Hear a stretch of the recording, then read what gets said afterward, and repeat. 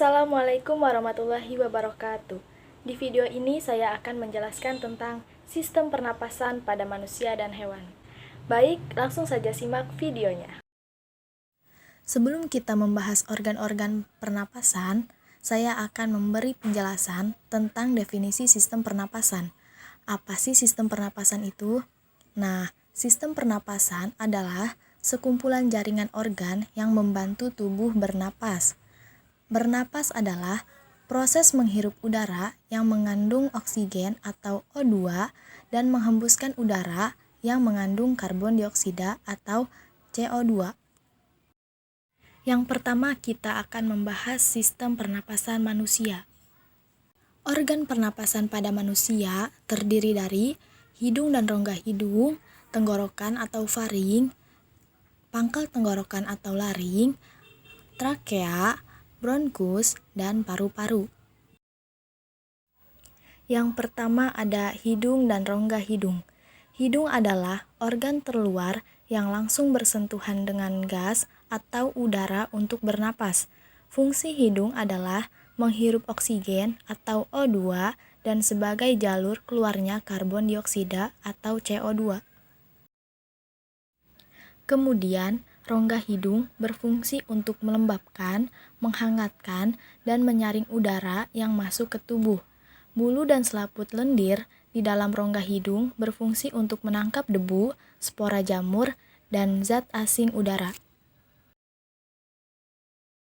Yang kedua, ada tenggorokan atau faring yang berfungsi menyalurkan udara ke laring.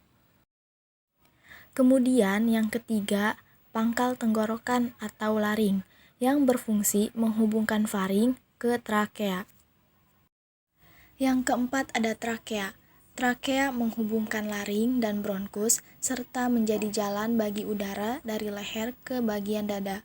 Fungsi utamanya sebagai jalur udara untuk masuk dan keluar dari paru-paru. Selanjutnya yang kelima ada bronkus. Bronkus merupakan percabangan dari trakea. Organ ini memiliki dua percabangan menuju paru-paru kanan dan kiri. Setelah melewati bronkus, percabangan akan diteruskan oleh bronkiolus dan berakhir di alveolus. Bronkus dan bronkiolus berfungsi sebagai jalur udara dari trakea menuju paru-paru. Selanjutnya yang keenam ada paru-paru. Paru-paru merupakan organ vital pernapasan yang dibungkus oleh lapisan yang bernama pleura. Letaknya berada di rongga dada di atas diafragma. Nah, jika paru-paru diperbesar seperti gambar berikut, terdapat beberapa bagian-bagian seperti bronkus kanan dan bronkus kiri, trakea, lobus kanan dan lobus kiri, bronkus, bronkiolus, pleura, pleura fluid, diafragma, alveolus, dan alveoli. Bronkiolus adalah cabang dari bronkus yang merupakan jalur utama untuk menyalurkan udara di paru-paru. Selanjutnya ada pleura. Pleura adalah selaput yang melapisi paru-paru. Fungsi pleura ialah untuk mengurangi gesekan ketika paru-paru mengembang atau mengempis. Kemudian, pleura fluid yang berfungsi untuk membungkus paru-paru dan melindungi paru-paru dari tekanan luar. Kemudian ada alveoli. Alveoli adalah rongga kosong di paru-paru yang berfungsi melakukan pertukaran gas dan darah. Sedangkan alveolus adalah kantung-kantung udara kecil. Materi selanjutnya yaitu ada proses pernapasan pada manusia. Pada saat manusia bernapas, sebenarnya terjadi dua tahap proses, yaitu inspirasi dan ekspirasi. Inspirasi adalah masuknya udara ke dalam paru-paru. Udara yang masuk seharusnya kaya akan oksigen. Sedangkan ekspirasi adalah keluarnya udara dari paru-paru. Udara yang keluar harusnya kaya akan karbon dioksida dan mengandung uap air. Nah, proses inspirasi dan ekspirasi dikendalikan oleh kerjasama antara otot-otot pada diafragma dengan otot-otot antara tulang rusuk. Otot-otot tersebut mengendalikan volume rongga dada untuk membesar dan mengecil sehingga tampak mengembang dan mengempis. Selanjutnya, mekanisme pernapasan pada manusia. Dilihat dari cara atau mekanisme terjadinya, pernapasan dibedakan menjadi dua, yaitu pernapasan dada dan pernapasan perut.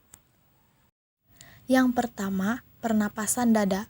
Udara luar dapat masuk ke dalam paru-paru karena volume rongga dada membesar akibat proses diafragma mendatar dan tulang-tulang rusuk terangkat oleh otot-otot tulang rusuk yang berkontraksi. Volume paru-paru membesar sehingga menyebabkan tekanan udara di dalam paru-paru mengecil. Akhirnya, udara luar masuk ke dalam paru-paru. Dengan demikian, oksigen terisap oleh paru-paru. Sebaliknya, ketika otot-otot antara tulang rusuk mengendur, maka tulang-tulang rusuk turun kembali. Akibatnya, posisi diafragma menjadi melengkung ke atas, sehingga volume paru-paru mengecil. Maka tekanannya menjadi besar sehingga udara keluar dari paru-paru. Pada saat itu, karbon dioksida dikeluarkan dari paru-paru. Yang kedua, pernapasan perut. Udara di dalam paru-paru dapat dikeluarkan pula dengan tekanan dari perut. Ketika perut menekan diafragma, posisi diafragma melengkung ke atas mengurangi volume paru-paru. Volume paru-paru mengecil sehingga menyebabkan tekanan udara di dalam paru-paru membesar.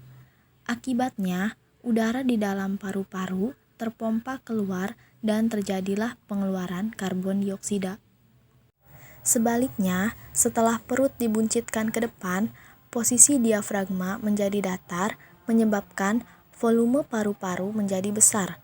Karena volume paru-paru membesar, maka tekanan menjadi berkurang, sehingga paru-paru mengisap oksigen. Materi yang kedua mengenai sistem pernapasan hewan.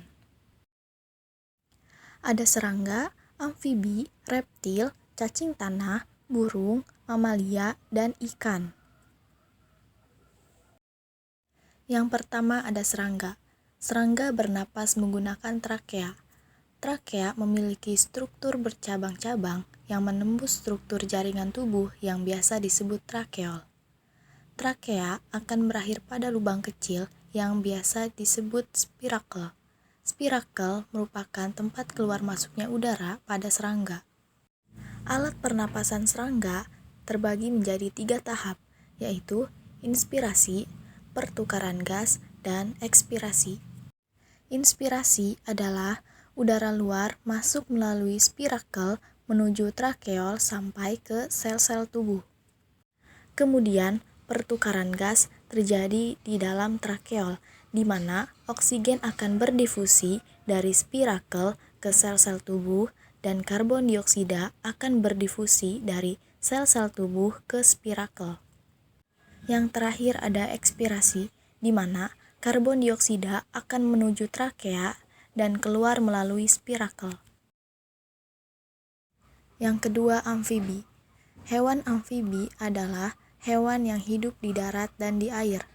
Salah satu contoh hewan amfibi adalah katak. Alat pernapasan katak berupa insang, paru-paru, dan kulit. Katak merupakan hewan yang mengalami metamorfosis sempurna. Ketika masih berudu, bernapas menggunakan insang. Setelah menjadi katak muda, insang mulai menyusut dan paru-paru mulai berfungsi, sehingga katak mulai bernapas menggunakan paru-paru dan permukaan kulit.